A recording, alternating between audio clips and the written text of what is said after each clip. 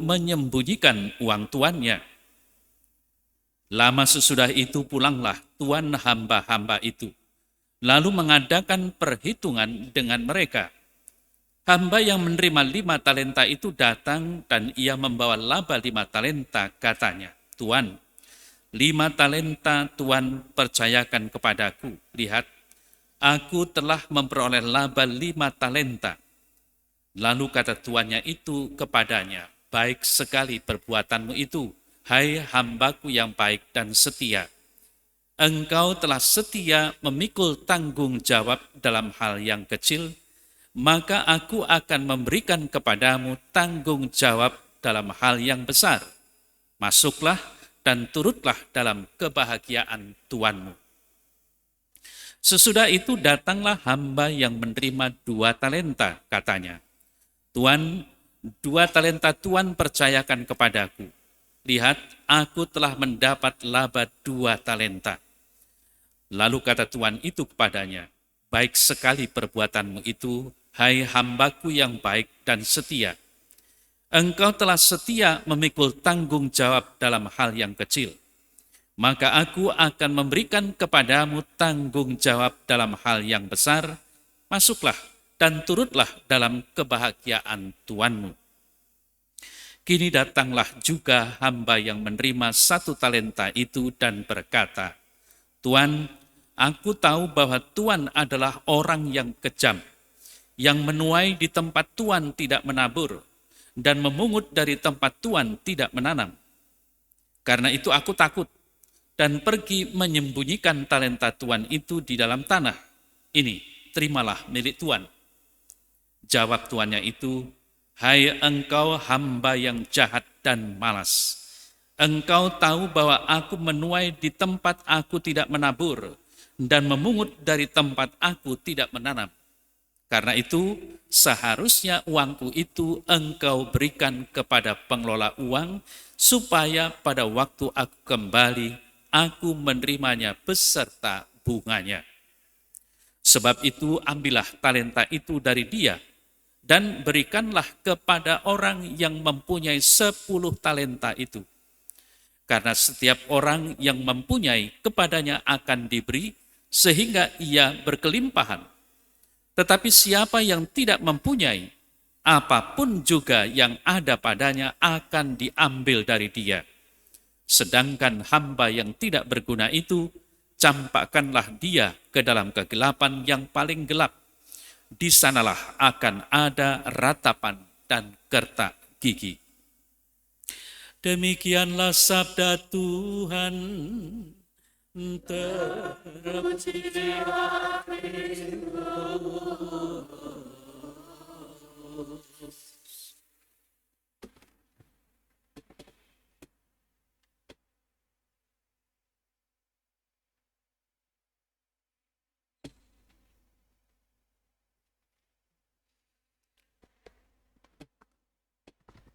saudara-saudari yang terkasih,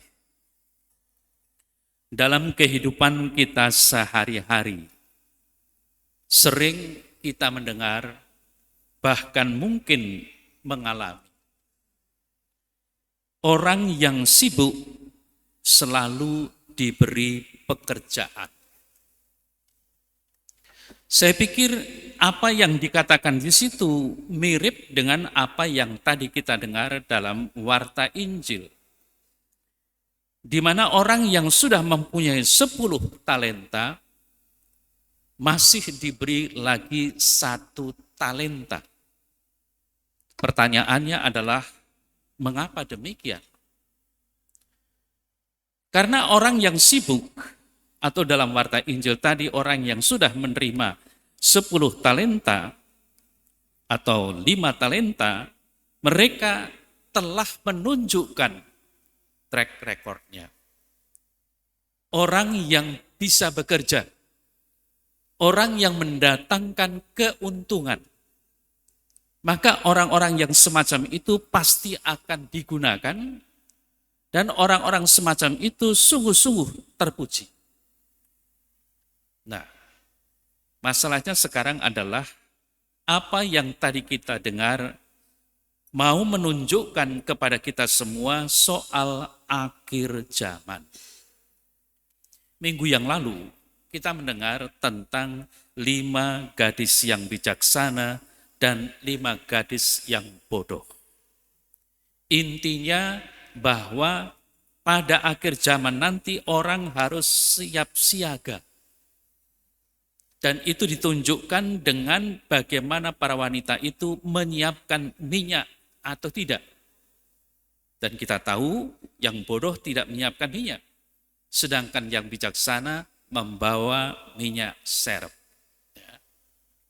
Nah, artinya apa? Yang bijaksana sungguh-sungguh memikirkan hal-hal yang bisa saja terjadi yang membuat mereka kehabisan minyak.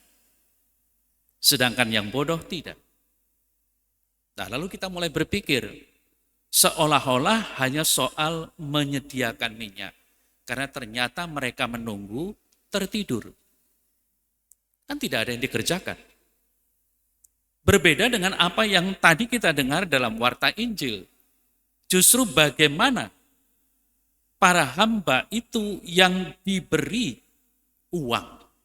Di sini disebut talenta. Seringkali kalau kita ngomong talenta itu ngomong soal bakat. Tidak, di sini soal uang. Uang yang dititipkan yang hendaknya dikelola dengan baik. Ya, dan menghasilkan keuntungan. Maka seperti yang dibuat oleh yang menerima 5 talenta dan 2 talenta, itulah yang diharapkan. Mereka memperoleh laba 5 dan 2 talenta. Nah, lalu bagaimana dengan yang mendapatkan 1 talenta?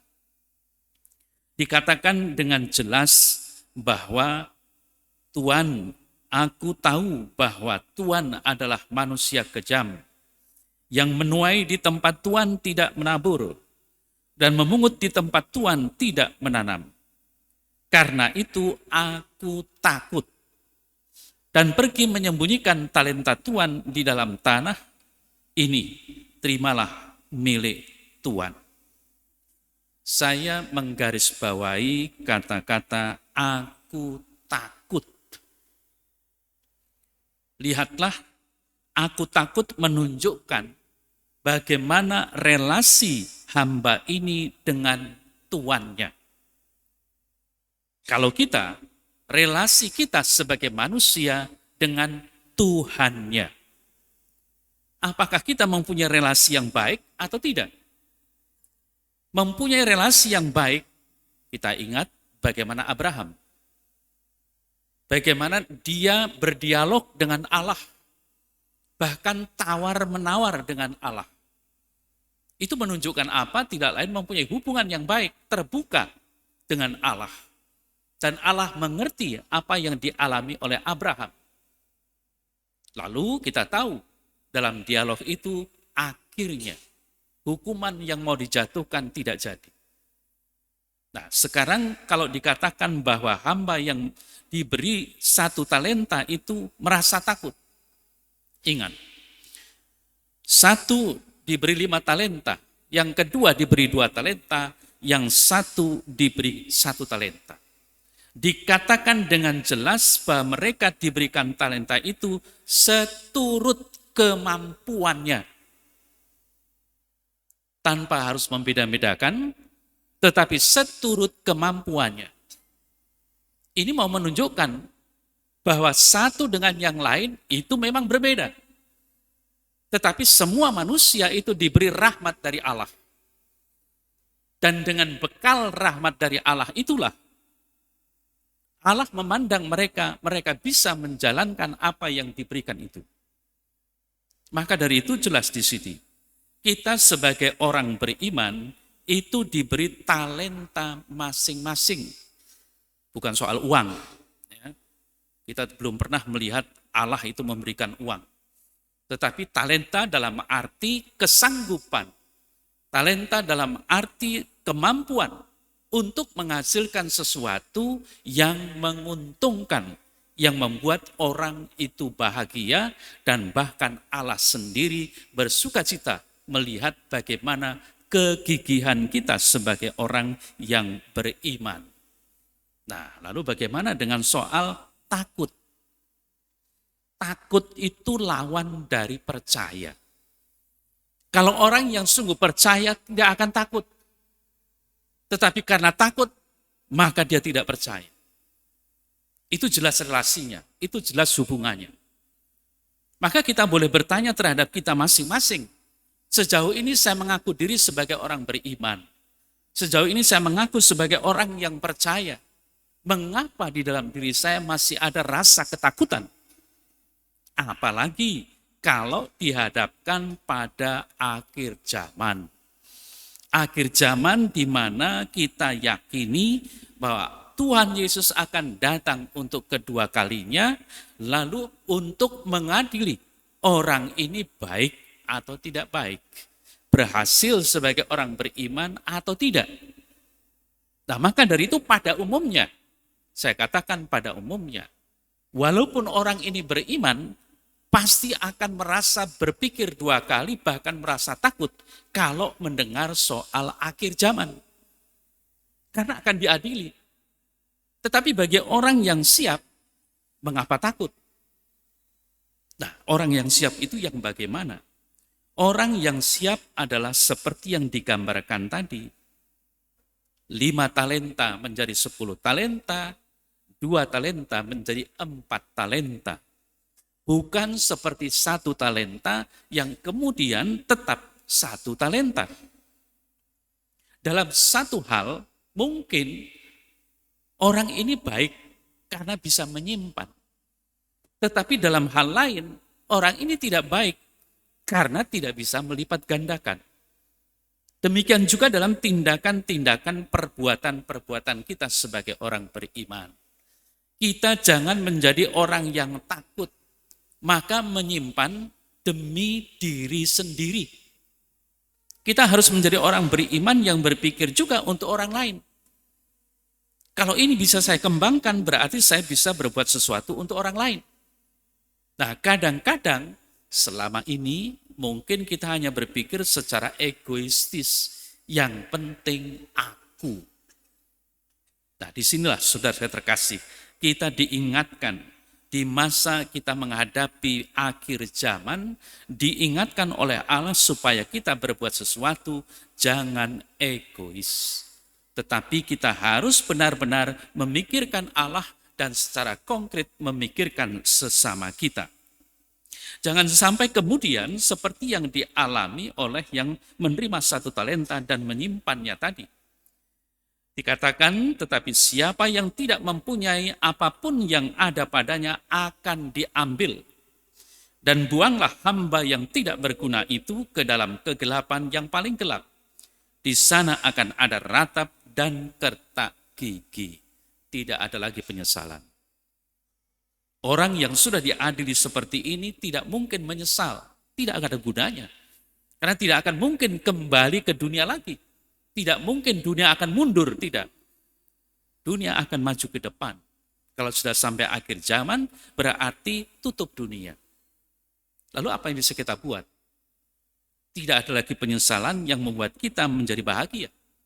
Maka dari itu, saat inilah, ketika kita masih di dunia ini, harus selalu diingatkan, tetapi juga kita harus selalu bertekad untuk berbuat sesuatu yang menyenangkan hati Tuhan lewat menyenangkan hati sesama kita. Kita jangan hanya berpikir tentang diri kita sendiri. Yang penting aku bisa mengembalikan apa yang diberikan Tuhan. Tidak. Tetapi aku harus bisa berbuat sesuatu yang membuat Tuhan sungguh menyenangkan, Tuhan sungguh bersuka cita, karena aku melaksanakan keinginan Tuhan. Tidak sekedar menyimpan, tetapi melipat gandakan. Saudara-saudara yang terkasih, bekerja sesuatu yang sangat dipuji.